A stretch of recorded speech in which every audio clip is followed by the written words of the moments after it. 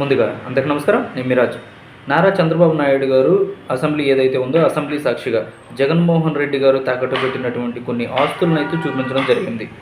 అదేంటంటే అది ఎలా తాకట్టు పెట్టారు? జగన్మోహన్ రెడ్డి గారు 2019లో అధికారంలోకి వచ్చిన తర్వాత ఎప్పుడైతే ఆయన అధికారంలోకి వచ్చారో చాలా కోట్లు అక్రమంగా దోచుకోవడం, మైనింగ్ కావచ్చు, లేకపోతే ఇసుక మాఫియా కావచ్చు, లేకపోతే లిక్కర్ మాఫియా కావచ్చు, ఇలాంటి కొన్ని వాటిల్లో లక్షల కోట్లు దోచేశారు.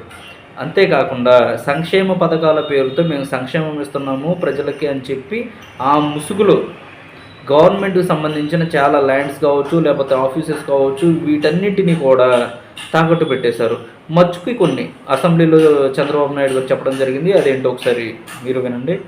ఈ రోజు మీరు ఇక్కడ చూస్తే గవర్నమెంట్ పాలిటెక్నిక్ కాలేజ్ 24 ఎకరాలు 359 కోట్లు తాకట్టు పెట్టారు. డైరీ 30 ఎకరాలు 309 కోట్లు తాకట్టు పెట్టారు. గవర్నమెంట్ ఐటీఐ కాలేజ్ 17 ఎకరాలు 270 కోట్లు తాకట్టు పెట్టాడు. ప్రధాన పోలీస్ క్వార్టర్ 9 ఎకరాలు 115 కోట్లు తాకట్టు పెట్టారు. Training production centre of disabled welfare పాపం వాళ్ళు కూడా పెట్టాడు. 19 ఎకరాలు 157 కోట్లు పెట్టారు. ఈ బంగ్లా 10 ఎకరాలు 203 కోట్లు. R&B క్వార్టర్ 3 ఎకరాలు 99 కోట్లు. ప్రధాన రైతు బజార్ కూడా వదిలిపెట్ల 4 ఎకరాలు అంటే 90 కోట్లకు తాకట్టు పెట్టాడు. సర్క్యూట్ హౌస్ మనం ఉండే అప్పుడప్పుడు పోయి ఉంటారు, దాన్ని కూడా 3 ఎకరాలు 40 కోట్లు పెట్టాడు. పీడబ్ల్యూ ఆఫీస్ 4 ఎకరాలు 79 కోట్లు. ప్రధాన సెరికల్చర్ 6 ఎకరాలు 47 కోట్లు. తహసీల్దార్ ఆఫీస్ సీతం ద్వారా 1 ఎకరా 34 కోట్లు. ఇంకా మిగిలినన్ని వీళ్ళు కబ్జా చేశారు. ఇవన్నీ తాకట్టు పెట్టారు. 1940 కోట్ల రూపాయలు విశాఖపట్నంలో ఆస్తులు తాకట్టు పెట్టారు. 40,000 కోట్ల ఆస్తుల్ని కబ్జా చేశారు. చంద్రబాబు నాయుడు గారు ఏవైతే చెప్పారో వాటి పేరు మీద తీసుకున్నటువంటి లోన్ తాకట్టు పెట్టి ఈయన సంక్షేమ పథకాల పేరుతో మేము ఇస్తున్నాము ఆంధ్ర ప్రజలకి అని చెప్పినటువంటి అమౌంట్ సుమారుగా 2,000 కోట్ల రూపాయలు.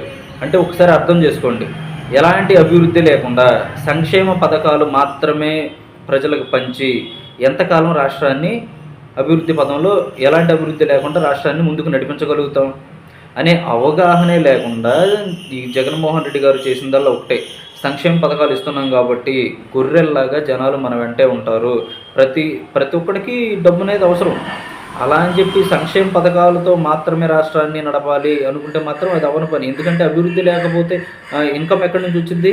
మళ్ళీ ఏవైతే సంక్షేమ పథకాలు ప్రజలకు ఇస్తున్నామో ఆ సంక్షేమ పథకాల ద్వారా నిత్యావసర సరుకులు ఏవైతే ఉంటాయో వాటి ధరలు పెంచి మళ్ళీ అదే అమౌంట్ని మనం లాగాల్సి ఉండిద్ది. ఇప్పుడు మద్యం ఉంది, మద్యం నుంచి కొన్ని కోట్ల రూపాయలు, కొన్ని వేల కోట్ల రూపాయలు, ఒక మాటలో చెప్పాలంటే కొన్ని వేల కోట్ల రూపాయలు అయి ఉండొచ్చు, లేకపోతే 1,00,000 కోట్ల రూపాయలు అయి ఉండొచ్చు కూడా. అంత పెద్ద భారీ స్కామ్ అయితే జరిగింది. ఆ భారీ స్కామ్ ఇవన్నీ చేయడానికి ఎవరు ప్రేరేపించారు? ఇవన్నీ ఎవరి ఆధీనంలో జరుగుతుంది? జగన్మోహన్ రెడ్డి గారే. అది ప్రత్యక్షంగా కానీ పరోక్షంగా కానీ ఎన్ని కోట్ల వ్యాపారం జరిగినప్పటికీ కూడా అది జగన్మోహన్ రెడ్డి గారికే చెందుతుంది. ఎందుకంటే దాన్ని ప్యాకింగ్ వరకు ఆ బ్రాండ్ అంటే అంతకుముందు బ్రాండ్తో వచ్చేది మద్యం అనేది, కానీ ఇప్పుడు ఎలా వస్తుంది? 120 రూపాయలు, 130 రూపాయలు, లేదా 200 రూపాయలు, 220 రూపాయలు, 200 అంటే రేట్ని బట్టి మద్యం ఉంటుంది. అంటే దానిలో ఉండే క్వాలిటీ మొత్తం ఒకటే ఉంటుంది, కానీ ఇది చీపు, ఇది 120 రూపాయలు, ఇది 30 రూపాయలు, ఇది 130 రూపాయలు, లేదా ఇది 220 రూపాయలు అని డివైడ్ చేసి పంచుతున్నారు. అంతేగాని దానిలో ఉన్నటువంటి కెమికల్ మాత్రం ఒకటే వాడుతున్నారు. జగన్మోహన్ రెడ్డి గారు ఇలాంటివి చేయడం వల్ల, జే బ్రాండ్స్ తీసుకురావడం వల్లనే ప్రజలు అనారోగ్య పాలై అసలు ఎలా బ్రతకాలి ఆంధ్రాలో అనే విధంగా లేకుండా వీళ్ళు ఏదన్నా కొంత బయట సంక్షేమ పథకాలతో కొంత తీసుకున్నా, కొంత ఏదైనా బయట పనులకు వెళ్ళి లేకపోతే వేరే బిజినెస్ల ద్వారా సంపాదించుకున్నా ఈ జే బ్రాండ్స్ తాగడం వల్ల హాస్పిటల్లో పెట్టేస్తున్నారు మొత్తం కూడా.